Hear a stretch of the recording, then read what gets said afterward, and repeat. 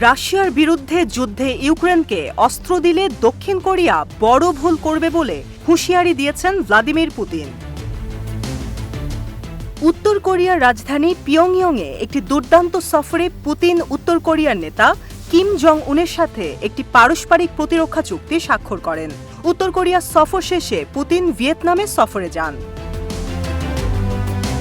Vladimir Putin বৃহস্পতিবার ভিয়েতনামে সাংবাদিকদের বলেছেন, সিওল যদি কিয়েভকে অস্ত্র সরবরাহ করার সিদ্ধান্ত নেয়, তবে মস্কো এমন সিদ্ধান্ত নেবে যা দিয়ে দক্ষিণ কোরিয়াকে খুশি করা সম্ভব হবে না। পুতিন আরও সতর্ক করে বলেন, মার্কিন যুক্তরাষ্ট্র এবং তার মিত্ররা ইউক্রেনকে অস্ত্র সরবরাহ অব্যাহত রাখলে মস্কো পিয়ংইয়ংকে অস্ত্র দিতে ইচ্ছুক হবে।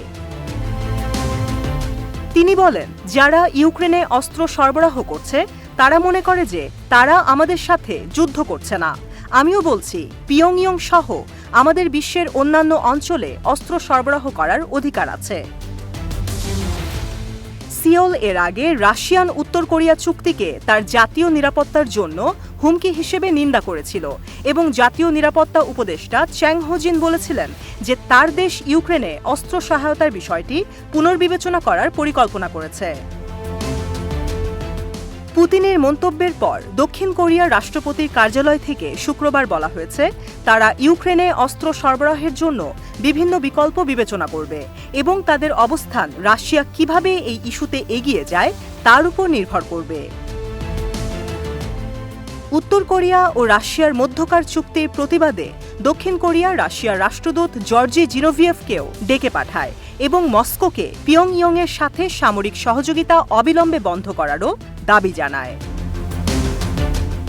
যুক্তরাজ্য ভিত্তিক সংবাদ মাধ্যম বিবিসি জানায়, যদিও দক্ষিণ কোরিয়া ইউক্রেনকে মানবিক সহায়তা এবং সামরিক সরঞ্জাম দিয়েছে, তবে দেশটি এখন পর্যন্ত প্রাণঘাতী অস্ত্র সরবরাহ করতে অস্বীকার করেছে, কারণ যুদ্ধে দেশগুলিকে অস্ত্র না দেওয়ার ক্ষেত্রে তাদের সরকারি নীতি রয়েছে।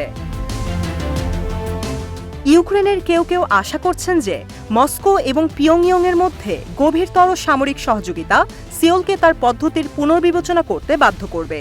বিশ্লেষকরা এর আগে বলেছিলেন যে দক্ষিণ কোরিয়ার উপর চাপ বাড়াতে পুতিনের পিয়ংইয়ং সফরকে ব্যবহার করবে কিয়েভ। পুতিনের সফরের সময় কিম ইউক্রেনে রাশিয়ার সামরিক অভিযানের জন্য পূর্ণ সমর্থনের প্রতিশ্রুতিও দিয়েছেন।